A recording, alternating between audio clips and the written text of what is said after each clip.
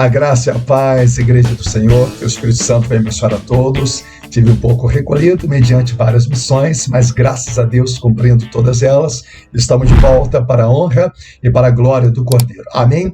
Vamos dar continuidade aos nossos estudos, Cura e Ciência, parte 3, que eu tenho certeza que vai ampliar sua visão e te trazer muito mais preparo. E hoje vamos entrar sobre a diferença da tristeza para a depressão e as principais causas que às vezes passa despercebido. E quando você descobre alguns princípios bíblicos em relação à depressão, você começa a se preparar muito melhor através de relatos bíblicos e através de discernimento, o caminho que você deve prosseguir. Não anulando a ciência, claro, mas mostrando que a Bíblia ela tem cada receita maravilhosa que vai te dar muito discernimento. Amém? Lá em Mateus 4, no versículo 23, versículo 24, a Bíblia vai dizer que Jesus pregava o evangelho do reino e curava toda sorte de doença e enfermidade. No versículo 24, a Bíblia diz assim: trouxeram então todos aqueles que sofriam, acometidos de várias enfermidades e tormentos, os endemoniados, os lunáticos e os paralíticos. E Jesus os curava. Quem ainda não viu ainda a introdução que fala corpo, alma e espírito, eu considero que vocês possam dar uma olhada, que vocês possam também ver a primeira parte e a segunda parte, antes de ver essa terceira parte, para que você possa entender melhor. Amém? Então vamos trabalhar então sobre aqueles que têm problemas na mente. Vamos botar os lunáticos, aqueles que têm problemas também psiquiátricos, aqueles que têm problemas emocionais, problemas psicológicos. Vamos entender como foi instalado esses problemas. Será que isso é só fazer um exame clínico e acabou? Será que não tem algumas origens, alguns fatos por trás? É isso que nós vamos entrar no decorrer de vários vídeos para trazer uma estrutura de compreensão e discernimento espiritual. Amém? Vamos lá. A tristeza. O que é tristeza? Faz parte da vida. Manifesta em diversas ocasiões como um sentimento de perda, um sentimento, por exemplo, de fracasso, numa sensação de estar sofrendo uma covardia, entre outros exemplos. Amém? Exemplo, o término de um namoro, ou a morte de um cachorro, a injustiça sendo instalada, o fracasso numa conquista, de repente num torneio, de repente numa prova. A pessoa pode ficar triste, claro, faz parte do sentimento humano. Lá em João 16:20, a Bíblia diz assim: em verdade, eu vos afirmo que chorarão e se lamentarão, enquanto o mundo se alegrará. Vós vos entristecereis, porém a vossa tristeza se transformará em grande alegria. Então a gente sabe que esse mundo nós temos aflições, passamos por momentos difíceis, por momentos tristes, mas isso faz parte da vida, né? A tristeza faz parte da vida. Salmo 6:7 fala assim: meus olhos derretem-se de tristeza pela insolência dos meus opressores. O sentimento de injustiça está sendo acovardado, né? Então o salmista está sendo muito claro que ele estava triste. 2 Coríntios 6, versículo 10, fala assim: entristecidos, mas sempre felizes, pobres, mas enriquecendo a muitas pessoas, nada tendo, mas possuindo tudo. Então, era momento que o apóstolo Paulo está ensinando como pregar o evangelho, mas esse sentimento de tristeza fará parte do cotidiano na vida daquele pregador. Amém? Abacuque, capítulo 1, versículo 2, fala assim: questiona o profeta: ó Yahvé, até quando clamarei por tua ajuda, sem que tu me des ouvidos? Até quando protestarei diante de ti violência, sem que tragas alguma salvação? Então, um sentimento de impotência. Abacuque estava triste por ver tantas injustiças instaladas. Ele fala: Senhor, até quando o Senhor não vai fazer nada? Então, Abacuque teve esse sentimento. Amém? Então, vamos lá. Depressão. Qual é o diferencial da depressão em relação à tristeza? A depressão já é um transtorno afetivo e comportamental que vai se caracterizar por uma tristeza mais intensa, mais assim prolongada, acima do normal. Exemplo, a pessoa perdeu o emprego, mas passou 1 ano, passou 2 anos, 3 anos, a pessoa sofre ainda com aquela perda. Então, já é algo alarmante no coração. Ou seja, longa duração, que pode afetar o paciente, logicamente, como um todo. Então, vamos dar um exemplo. Caso a pessoa não seja, por exemplo, diagnosticada, tratada mediante um conhecimento da palavra, com profissionais de saúde, Logicamente que a palavra tem saídas maravilhosas que vai ajudar a pessoa a superar, porque o corpo, alma e espírito estão interligados.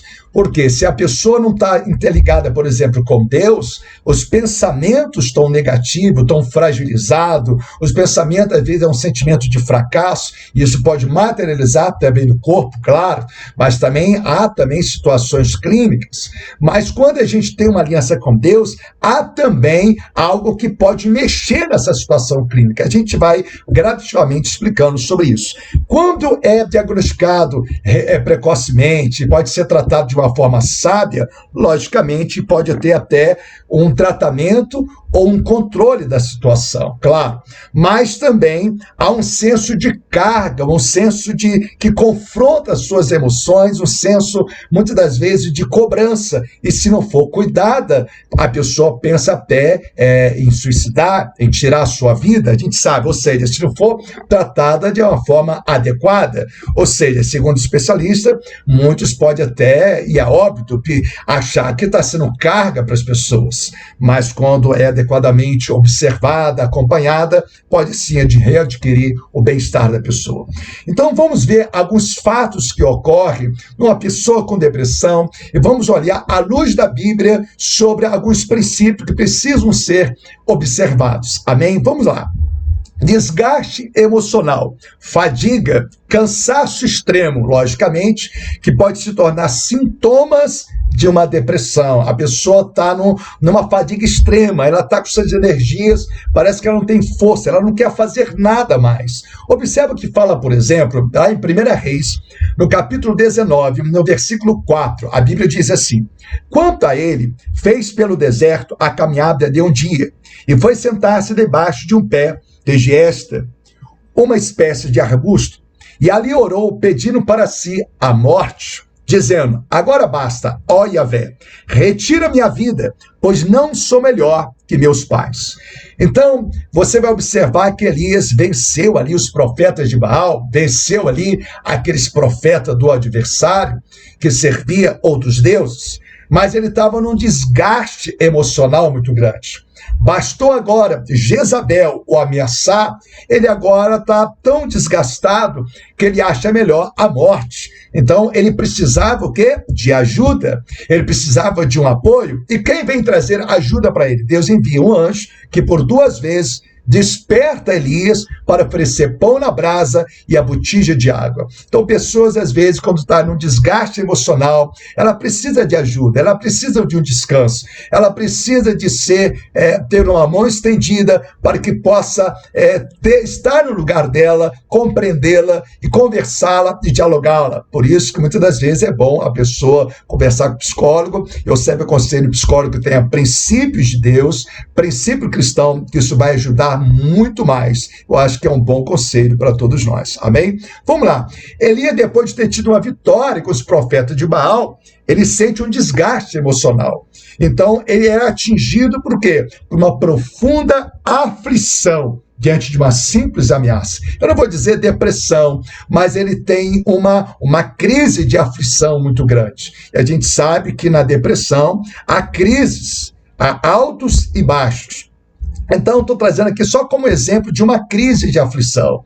Então, a Bíblia não fala claramente que Elias sofreu uma depressão, mas ele teve uma crise mediante o contexto emocional que já estava cansado e desgastado. A Bíblia é muito clara. Outro exemplo que a Bíblia mostra também, que o desgaste emocional, a fadiga, ela pode causar uma crise na pessoa, se encontra lá em 2 Samuel, capítulo 21, no versículo 15. A Bíblia diz assim: houve ainda uma outra guerra dos filisteus contra Israel, e o rei Davi desceu com sua guarda, combater os filisteus, e Davi ficou exausto. Então, Davi estava numa exaustão. E nessa exaustão, ele também precisou de ajuda. Então, os guerreiros que estavam com Davi ajudaram, estenderam a mão, defendeu a causa de Davi.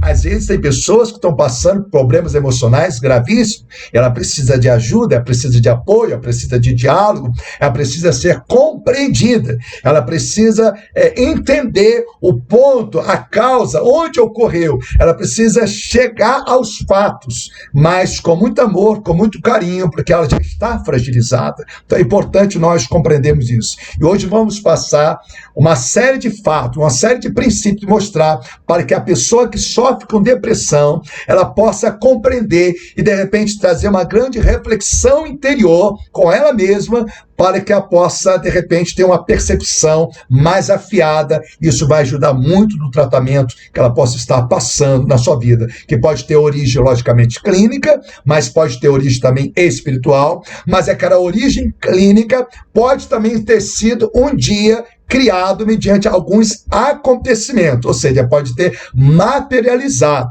Então é isso que eu quero que você venha observar algumas causas. E através da Bíblia, vamos ter algumas pistas. Amém? Vamos lá. É uma doença, a gente sabe que a depressão é uma doença proveniente de várias raízes. Segundo especialistas, são raízes o quê? Genéticas, biológicas e psicossociais. Logicamente que elas podem interagir entre si. Vamos dar exemplo, por exemplo, das genéticas. Geralmente, quando os pais elas sofrem por depressão, há uma probabilidade dos filhos também desenvolver a depressão. Por quê? Por causa da influência do meio. Então vai ser uma influência muitas das vezes muito pesada, muito fragilizada. Vamos dar exemplo biblicamente para isso. Vamos observar alguns detalhes, porque alguns valores podem estar totalmente confusos. Então vamos observar, por exemplo, a influência do meio contribui para quê? Vamos entender isso. Sentimento às vezes antagônico vivido na família, ela pode trazer uma confusão mental. Vamos ver um exemplo para isso? Jeremias capítulo 12, no versículo 6. Vamos lá. Pois até os teus irmãos e a casa de teu pai, esses mesmos agem com perversidade para contigo. Observa. Eles mesmos gritam intensamente contra ti. Não confiam neles, ainda que te elogiem e façam grandes promessas. Então está mostrando uma influência do meio que, de repente, o contexto que a pessoa vive é um contexto muito frágil. E, de repente, isso está respingando. Aqui está mostrando uma pessoa numa família que está tendo os valores tudo trocado. Vou dar um exemplo prático. Às vezes os pais falam assim, meu filho, não minta. Aí chega alguém e liga, olha, avisa que eu não estou. Então o filho vai começar a observar alguns valores trocados. Ou, de repente, o marido fala assim, eu te amo, esposa, mas está sempre batendo nela, está sempre desrespeitando, então não vai estar soando muito legal aquela informação. Ou, de repente, há muita falta dentro de casa de amor, de carinho, de uma presença mais ativa da família como família. Às vezes o filho tem saudade dos pais, mesmo eles presentes dentro de casa. Observa, quando princípios básicos são desorganizados desde a infância, o que pode acontecer? Problemas emocionais serem instalados na vida da pessoa. Por isso que quando os pais sofrem de depressão, eles estão com as emoções abaladas. E esses abalos podem criar algumas conexões confusas.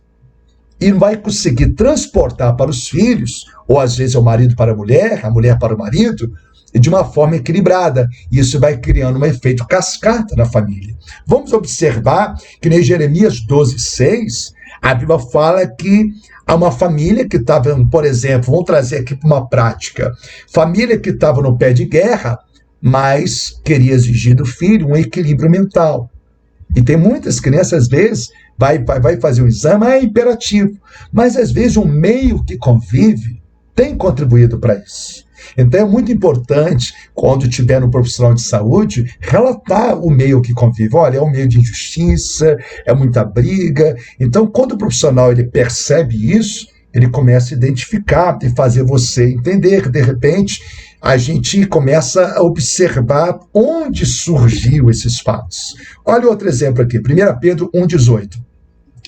Porquanto estáis ciente de que não foi mediante valores perecíveis como a prata e o ouro, que fosse resgatados do vosso modo de vida vazio e sem sentido, legado para os vossos antepassados.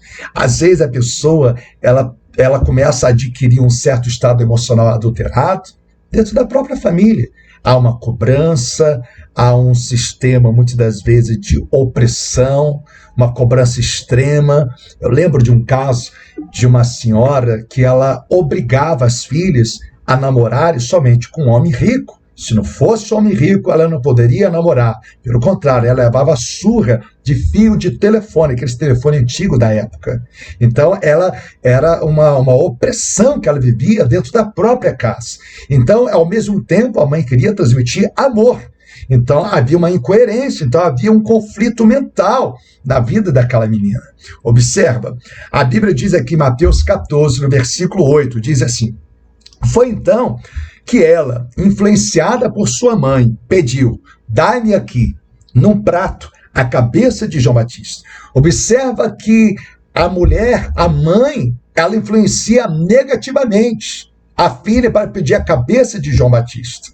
Ou seja, havia influências que ultrapassavam o princípio da justiça. E quantas vezes isso acontece na família? Os filhos veem os pais mentindo, veem os pais brigando, então aquela influência do meio pode trazer confusões mentais, distúrbio de personalidade, isso acontece demais. Então a gente tem que observar primeiro as causas. Por que aquela pessoa desenvolveu aquela característica? Por que aquela pessoa ela sofre interiormente? A gente precisa olhar para a Bíblia para observar esse detalhe.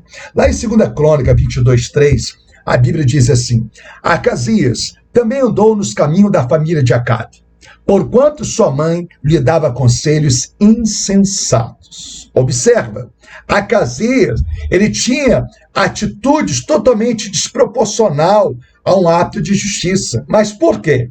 Porque havia uma influência negativa, que desde a sua infância ele foi aprendendo valores totalmente distorcidos. Observa que às vezes a gente tem que observar a causa antes da gente chegar e falar, não, a gente vê que é um caso clínico, mas espera aí, será que isso também não foi causado, foi instalado? Então isso é um assunto muito delicado, por isso que eu estou mostrando biblicamente que a Bíblia relata e denuncia isso. Vamos lá.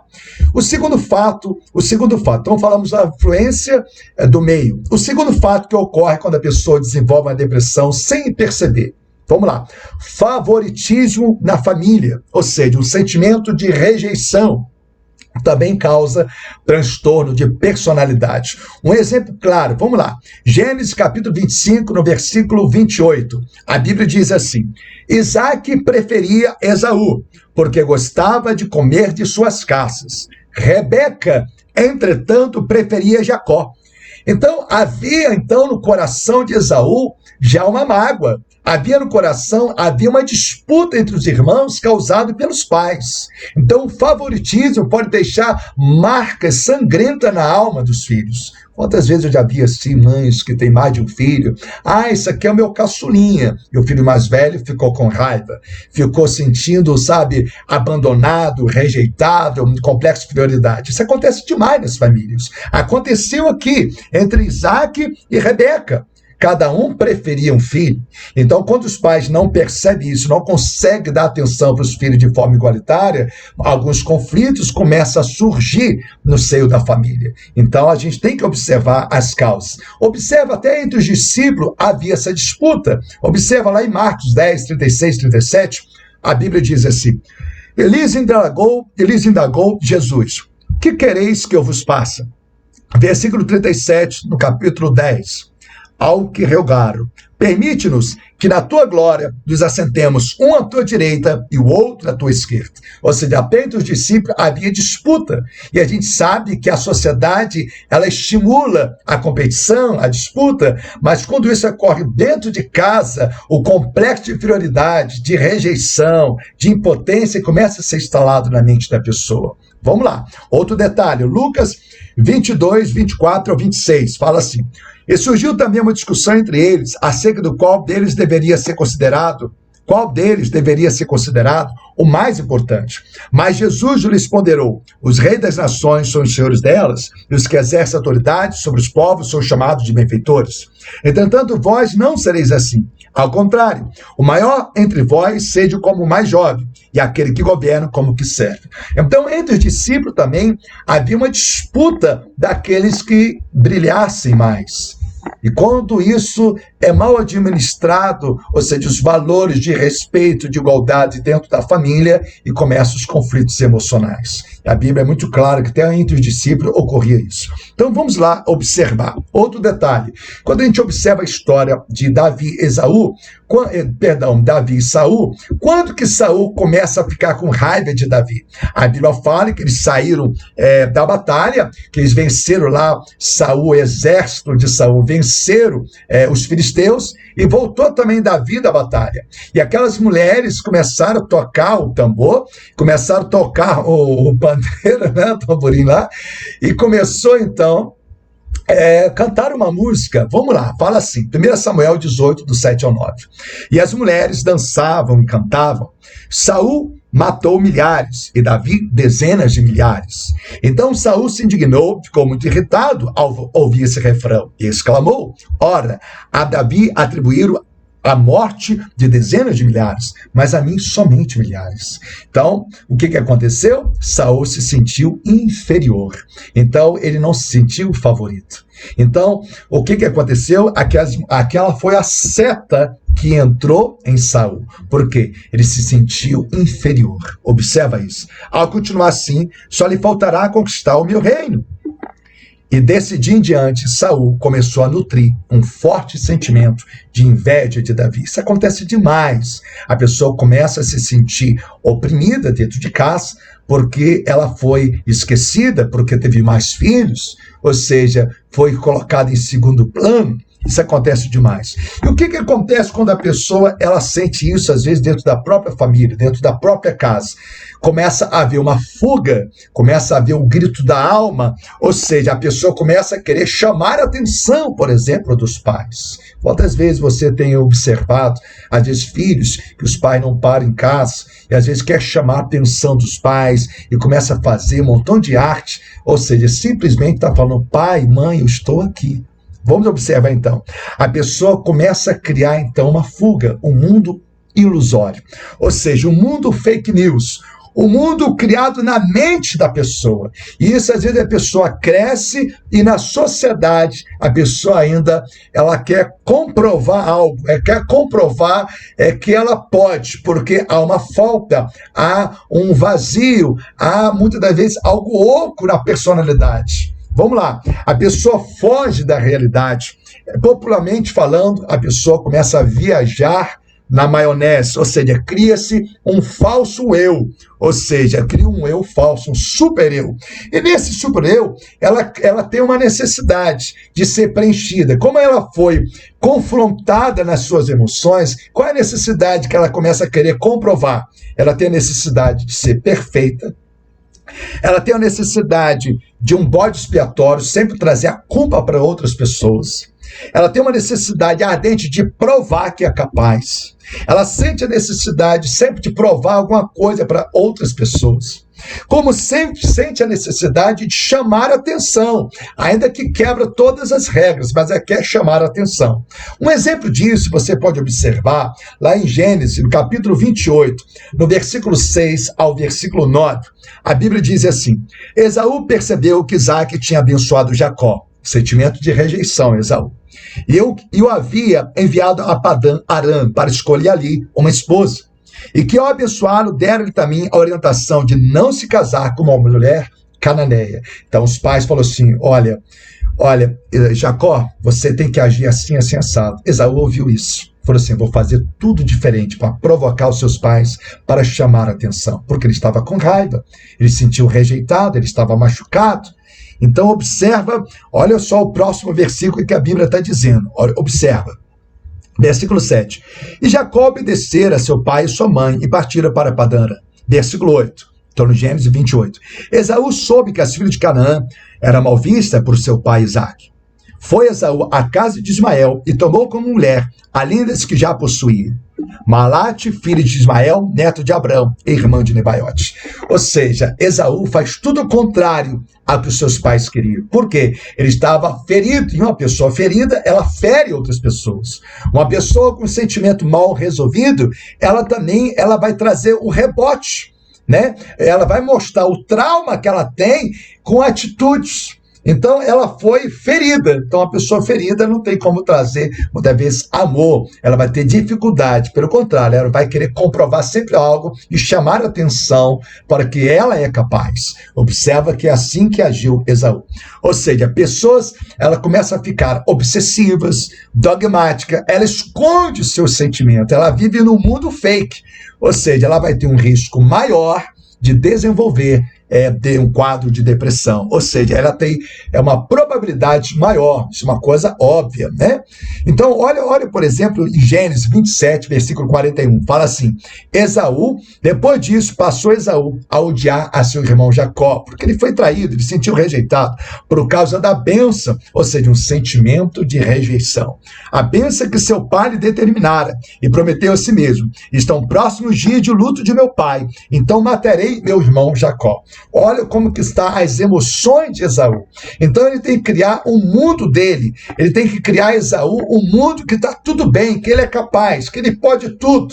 Por isso que ali está tendo um problema, transtorno de personalidade, mas infelizmente isso foi criado dentro do próprio lar. Então, esse sentimento de descrever, de não saber se pontuar emocionalmente, pelos estudiosos, eles chamam isso de alexitimia. Vamos observar o que significa isso. Respeito à marcante dificuldade de descrever as emoções, de estar de uma forma equilibrada, ou seja, seus sentimentos, suas sensações corporais. Quando você vai olhar para o grego, essa palavra, a letra A, significa ausência, alexitimia. Ausência, alexia, palavra e tima, emoção.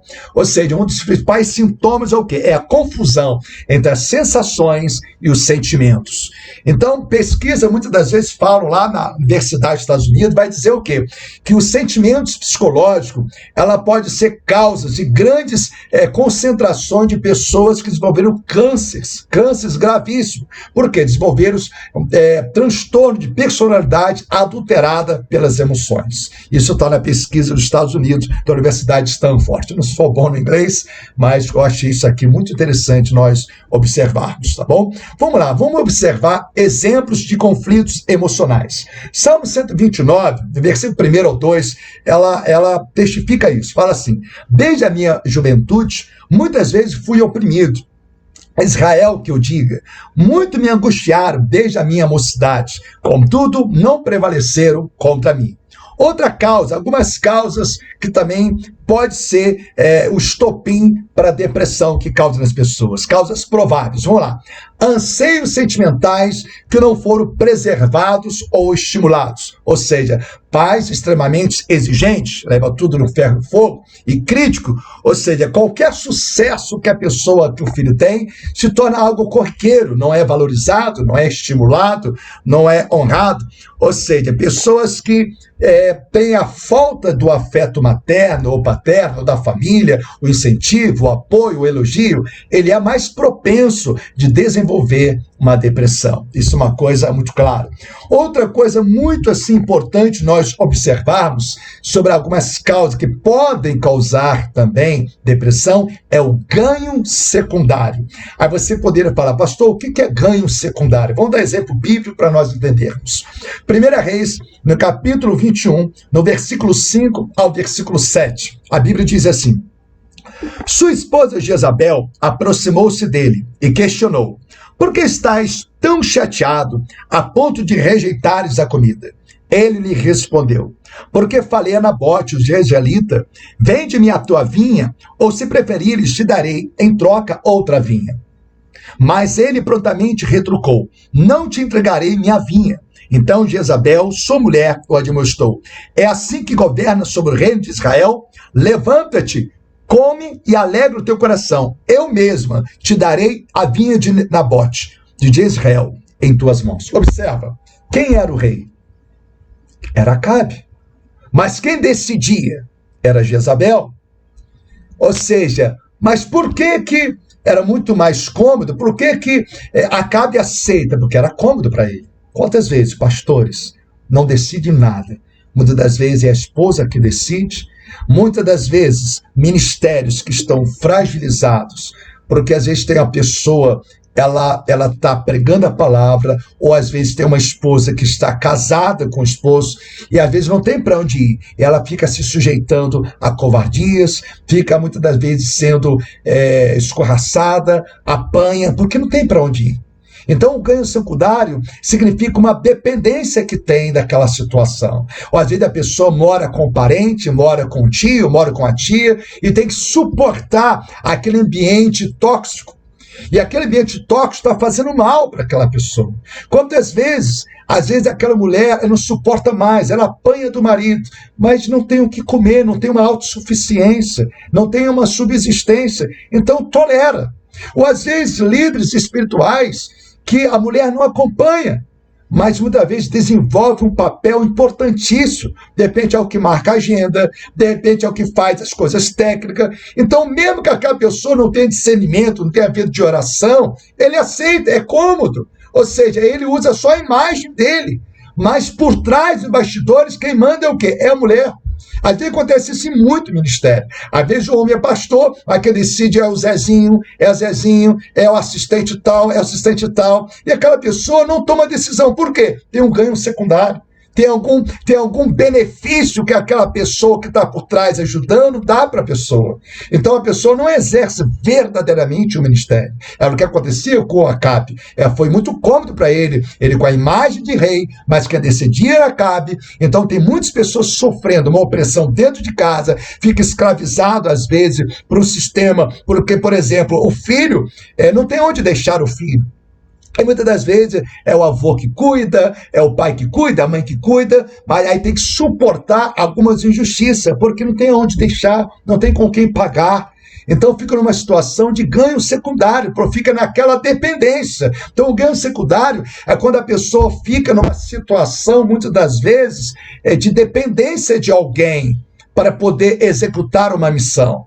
Então é um ganho secundário. Então não ficou cômodo para Acabe. Poxa, eu vou ser rei, mas ela vai resolver. Só que ela usou atitude totalmente contrária ao princípio da justiça, da verdade. Quantas vezes já vi ministério assim? Pastor é uma benção, mas muitas das vezes a equipe só misericórdia. Assistente só misericórdia. Vocês vão ver muito isso. Eu já vi muito isso ao longo de vários anos. Pastores que buscam, mas a família não acompanha, então sofre ministerialmente. Ou mulheres casadas, ela apanha do marido, mas aceita aquela situação porque ela depende de alimentar a sua vida, os pais morreram, não tem para onde ir. Então, isso traz o quê? Opressões. Ou às vezes é escravizado e tem que tomar conta de de outra pessoa, não vive mais a sua vida. Lembra de uma coisa, a Bíblia diz assim, amar o próximo como a ti mesmo. A ti mesmo tem que estar bem. Então você amar o próximo e a ti mesmo não está bem, está errado. Então você tem que olhar, eu amo o próximo, mas eu estou bem mentalmente. Eu estou bem, eu estou cuidando de mim mesmo. Então é muito importante. Então Acabe era rei. Eu ler para você. Acabe era rei, mas quem decidia? Jezabel. Pastor que não decide nada, tem sempre um manda-chuva e às vezes sem discernimento espiritual, sem vida de oração e às vezes acaba com o ministério, deturpa muitos valores. Ou seja, às vezes é uma pessoa produtiva materialmente. Grava isso. O segundo ponto, relacionamento familiar doentio faz que a pessoa venha se sujeitar a humilhações, opressões, a chantagens. Isso depende de um convívio muitas das vezes porque a pessoa ela não tem para onde ir, ela não sabe o que fazer. Então ela começa a ficar um colapso. Eu vejo que às vezes pessoas que dependem da mãe, a pessoa já não está desempregada, depende do pai, e às vezes não age com muita justiça dentro de casa. Aqueles filhos estão sofrendo. Eu já conversei com rapazes, e que ele falava assim, eu prefiro ouvir o grito do sargento no exército do que ouvir essas covardias que eu passo com meu pai, com a minha mãe. Eu já vi situações também de transtorno de personalidade, porque não era porque a pessoa tinha, aquilo foi injetado ao longo da vida, na vida da pessoa. Era uma pessoa normal. Vou dar um exemplo. Pessoa que não recebia um abraço, um afeto, por exemplo, e que muitas vezes ele reclamava dos pais que não estavam com ele, não abraçavam, não entendia, sempre tinha ódio. Tem caso também de pessoa que não é amada. Eu conheço uma pessoa que não é amada, que ela fez uma carta para ela mesma, dizendo que é o namorado que o amava. Por quê? Tá, ou seja, um alarme dizendo que precisa de amor, precisa ser vista, precisa ser valorizada. Então, ela começou a criar um mundo fake news, um mundo ilusório, começa a criar uma fuga. Assim aconteceu com Jonas. Jonas também, quando Deus chama Jonas para uma missão, ele cria uma fuga, porque ele não entende aquela missão. Então, às vezes, a pessoa não entende alguns acontecimentos que ocorrem dentro da família e começa a mente a ficar como uma casa toda bagunçada. Então, a casa bagunçada deve estar a mente. Então, primeiro a gente tem que entender que a pessoa não é culpada de estar naquele estágio. Às vezes, a pessoa está sofrendo depressão porque ela se sente inferior em relação aos seus pais, que os pais têm uma autocapacidade, que aquela pessoa acha que nunca vai atingir aquele nível. Então, há uma cobrança pessoal, há uma disciplina consciente de uma autocobrança pessoal. Então, aquela pessoa falando, pô, nunca vou atingir o seu nível, eu acho melhor me matar, porque vai ser menos uma carga. Então isso acontece demais. Então hoje, para a gente refletir, de repente você que está me ouvindo, você possa ter se encaixado em algum desses fatos, e no decorrer de vários vídeos, vamos mostrar o caminho, a saída, biblicamente, logicamente, que você que faz o acompanhamento clínico, o acompanhamento com profissional de saúde, deve permanecer, mas também eu tenho certeza que através da palavra, Deus ele pode te livrar de muitas opressões, porque muitas das vezes o médico, o psiquiatra, ele só vai injetar, muitas das vezes, te receitar um remédio. E muitas das vezes não é só o remédio, é o ambiente, é o modo como entrou aquele problema, é aquele ambiente, é a forma como você está visualizando o problema. Existem diversos fatos que a Bíblia te dá, receitas maravilhosas para que venha ajustar a nossa mente. Pensa sobre isso, compartilha essa mensagem e no próximo bloco, a parte 4, vamos dar continuidade, vamos mostrar outros exemplos, vamos mostrar algumas saídas e alguns princípios e mostrar os efeitos de um remédio, por exemplo, a depressão, os efeitos naturais que podemos adotar uns efeitos de transformação mediante alguns princípios bíblicos. Eu tenho certeza que muitas das vezes o remédio, ele é bom, entre aspas. Às vezes ele tem muitas contraindicações do que boas indicações. A gente vai falar um pouquinho sobre os neurotransmissores, mas vamos trazer alguns princípios também naturais, trazidos pelo próprio Deus, pela própria natureza, como princípios espirituais, nunca jogando fora a ciência, mas a ciência de forma equilibrada com a palavra de Deus. Amém? Um beijo no coração de todos, que Deus venha abençoar cada um de vocês, que você possa compartilhar dessa mensagem em Cristo Jesus. Que você possa também dar o like e compartilhar para milhões de pessoas e se inscrever no nosso canal. Deus abençoe a todos.